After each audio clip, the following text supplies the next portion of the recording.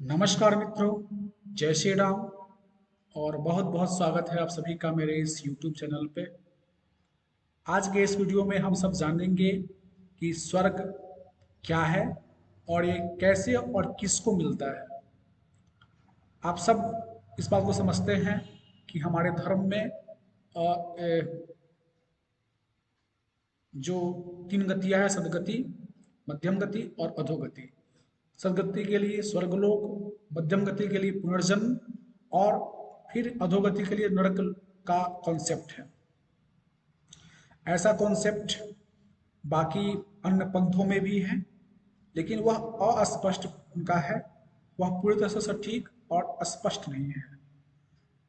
वेद जो है प्रत्येक मनुष्य को तीन उनके गुणों के आधार पर तीन रूपों में बांटता है, तीन भागों में बांटता है: सात्विक, राजसी और तामसिक। जो सात्विक भोजन, शाकाहारी, सदाचार का पालन करते हैं, वह सात्विक होते हैं। जो सात्विक और तामसी दोनों दोनों चीज़ों को मिलाकर के पालन करते हैं, वह राजसिक होते हैं। और तामसिक जो होते हैं, वह जो अखाद्य वस्तुएं हैं, जो अभक्ष्य चीज़ें हैं, उनका भक्षण करते हैं और उनकी प्रकृति भी तामसिक होती है। वह तामसी वस्तुओं का सेवन करते हैं। तो भगवान श्री कृष्ण गीता में कहते हैं 14वें अध्याय गुण त्रय विभाग योग में कि ऊर्ध्वम गच्छन्ति सत्वस्था, मध्ये तिष्ठन्ति राजसा, जगन्य गुण निवृत्तिस्था, अधो गच्छन्ति तामसा। यानी कि जो ऊर्ध्व की ओर जो गमन करते हैं वे सात्विक होते हैं। राजसिक जो होते हैं उनकी मध्यम गति होती है। और अधो गच्छन्ति तामसा, यानी कि जो तामसी होते हैं वह अधोगति को प्राप्त होते हैं। गीता के 9वें अध्याय राज विद्या जागृति अध्याय के 20 और 21 श्लोक में भगवान यह वर्णन करते हैं कि स्वर्ग की लोग कैसे कामना करते हैं और स्वर्ग कैसे मिल जाता है और फिर स्वर्ग से पतन भी होता है। श्लोक है, विश्वास श्लोक है कि त्रय विद्या माम सोमपाह पूत पापा यज्ञ रिष्टवा स्वर्गतिम प्रार्थयन्ते हैं, ते पुण्यमासाद्य सुरेंद्र लोकम अश्नन्ति दिव्यान दिवि देव होगा।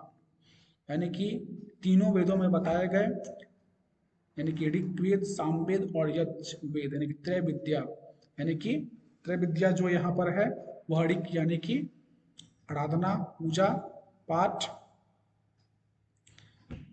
उसके बाद साम यानी कि समत्व की भावना, सभी प्राणियों में ईश्वर को देखना।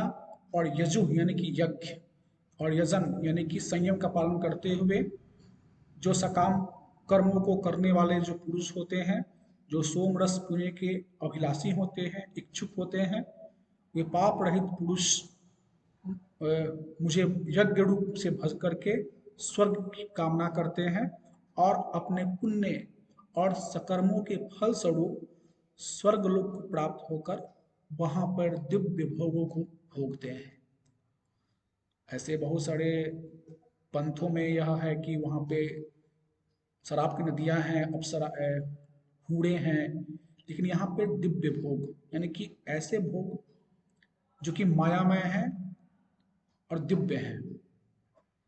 स्वर्ग में चिंतामणि है, ऐसी मणि जहाँ पर चिंतन जिस वस्तु का जैसे करते हैं वहाँ पे वो उसको मिलती है। फिर कामधेनु गाय, यानी कि जो इच्छा को पूर्ण करने वाली एक गाय है, दिव्य गाय है, उसका गाय का स्वरूप है। तीसरा कल्प वृक्ष, वो ऐसा कल्प वृक्ष स्वर्ग में पाया जाता है जिसके नीचे जो कल्पना की जाती है वहां पे वैसा भोग वह कल्प वृक्ष प्रदान करता है। गीता के फिर 14वें अध्याय में एक श्लोक है, यदा यदा सत्वं प्रवृद्धेतु प्रलयं याति देहभृतः, ते तम विदाम लोकान अमलान प्रतिपद्यते। यानी कि जब सत्व गुण की अधिकता में किसी व्यक्ति की मृत्यु हो तो वह अमलान यानी कि मल रहित दिव्य लोकों को प्राप्त होता है, यानी कि स्वर्ग को प्राप्त होता है। स्वर्ग में कोई गंदगी नहीं है। ऐसे पृथ्वी जो है वह पंच महाभूतों से बना हुआ है, उसमें भी पृथ्वी और जल तत्व की प्रधानता है, परंतु स्वर्ग में तेज तत्व यानी कि अग्नि तत्व की प्रधानता होती है। और यह अग्नि तत्व के कारण उनका जो शरीर जो होता है दिव्य होता है, उनमें यह भोग भोगने का शरीर होता है जो कि दैव शरीर होता है। इस शरीर से सिर्फ पुण्य के फलस्वरूप मिले हुए भोगों का भोग भोगा जाता है, कोई नया कर्म नहीं कर सकते हैं। आगे के श्लोक में भगवान स्पष्ट करते हैं कि तेतम भुक्त्वा स्वर्गलोकम विशालम, गीता के 9वें अध्याय और श्लोक है 21वां।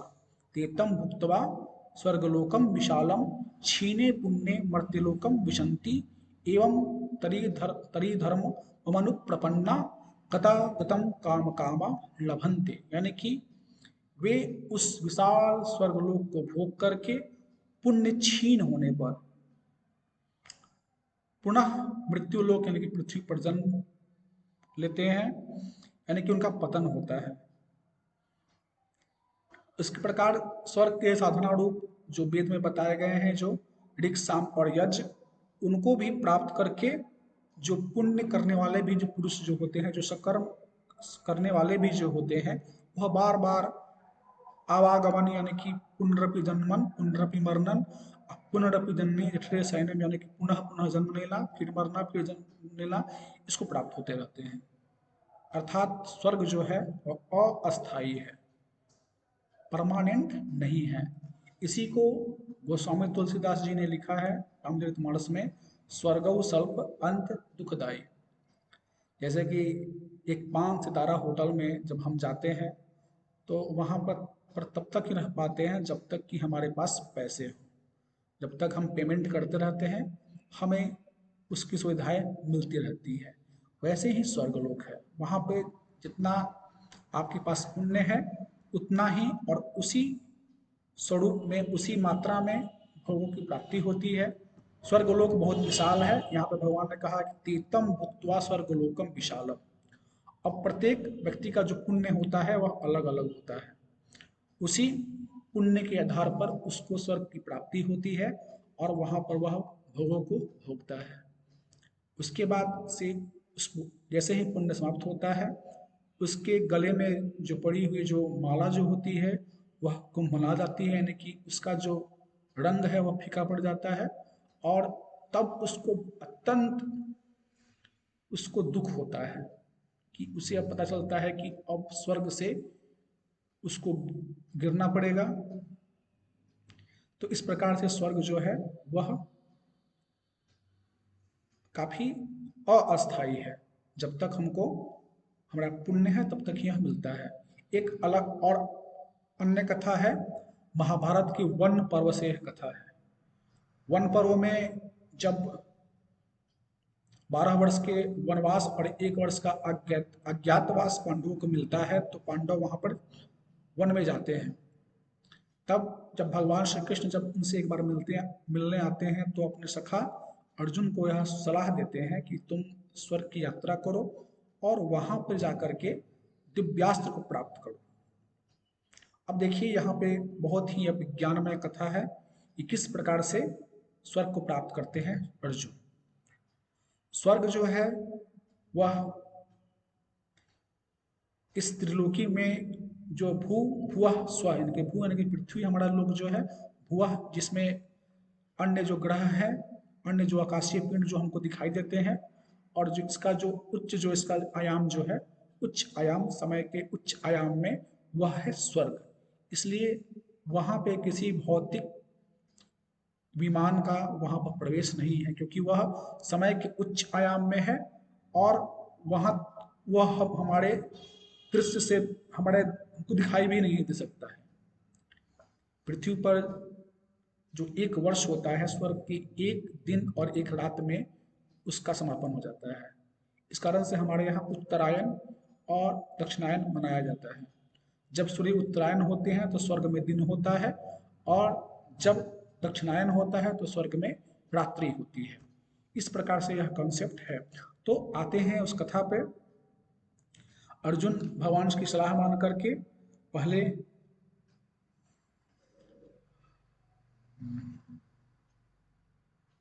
देवेंद्र यानी कि इंद्र को लक्ष्य बना करके अपनी तपस्या करते हैं, देवेंद्र प्रकट होते हैं और उनको बताते हैं कि तुमको अब करना होगा भगवान शिव की आराधना, भगवान शिव को लक्ष्य बनाकर तुमको तपस्या करनी होगी, जिससे कि तुम भगवान शिव की आज्ञा से पाप रहित होकर यानी कि पुण्य प्राप्त करके तुम स्वर्ग को सदैह प्राप्त हो पाओगे और वहां पे जो दिव्यास्त्र जो है उनको प्राप्त होगे। फिर आगे है भगवान शिव को लक्ष्य बना करके अर्जुन तपस्या करते हैं और उसके बाद भगवान शिव उनको दर्शन देते हैं और वहां से उनकी आज्ञा लेकर के वे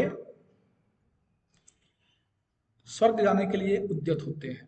तब वहां पे सारे देवता आते हैं, वह अर्जुन को साधुवाद देते हैं और किसके बाद अर्जुन को बताते हैं कि थोड़ी देर में जो इंद्र के जो सारथी जो हैं मातली, वह रथ लेकर के आएंगे और आप इतना पुण्य प्राप्त कर चुके हैं कि सदैह स्वर्ग के जो एक अस्थायी यात्रा जो है, जो अभिष्ट है आपको दिव्यास्त्र को प्राप्ति के लिए, वह आप कर पाएंगे।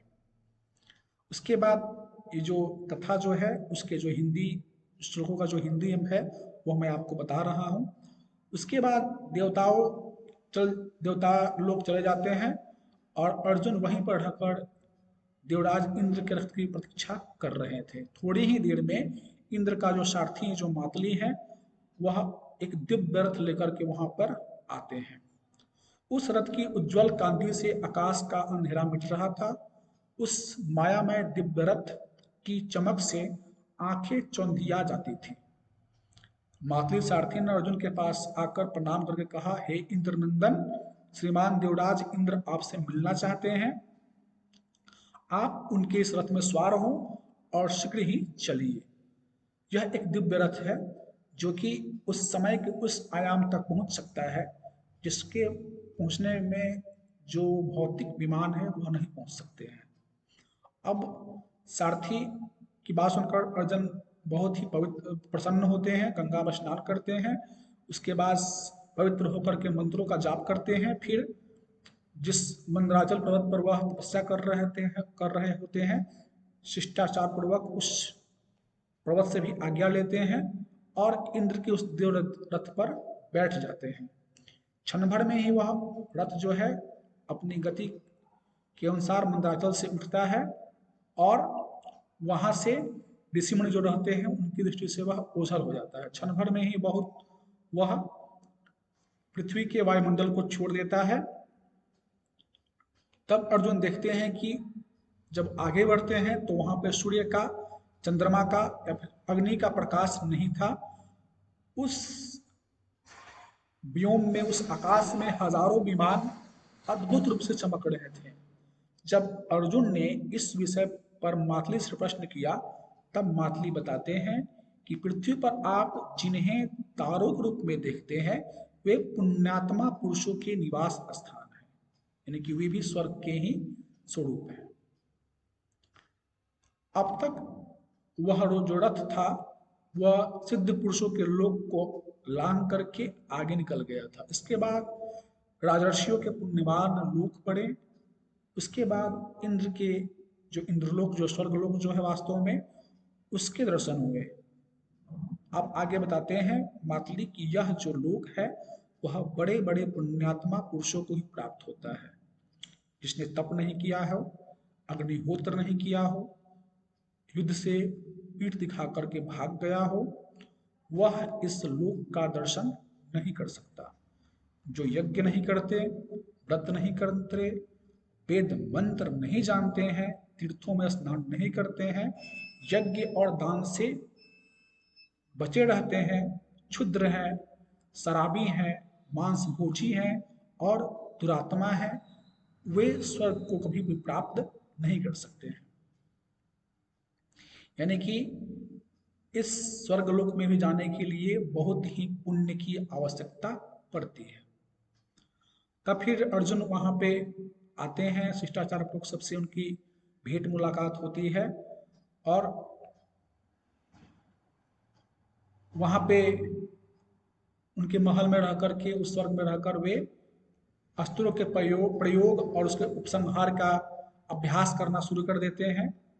तो यह वन पर्व में जो कथा है वो बताता है कि किस प्रकार से हम जो पृथ्वी पर जिन तारों को देखते हैं वह पुण्यवानों के ही लोक हैं, यानी कि स्वर्ग लोक बहुत ही विशाल है। इसलिए भगवान श्री कृष्ण गीता में इसका वर्णन किया है कि तेतम भुक्त्वा स्वर्गलोकम विशालम, यानी कि वे उस विशाल स्वर्ग को भोगते हैं और जिसके पुण्य की जैसी सीमा है उसको उसकी भावना के अनुसार स्वर्ग की प्राप्ति होती है। आप स्वयं सोचिए, इसका अनुमान लगाइए, जैसे पृथ्वी पर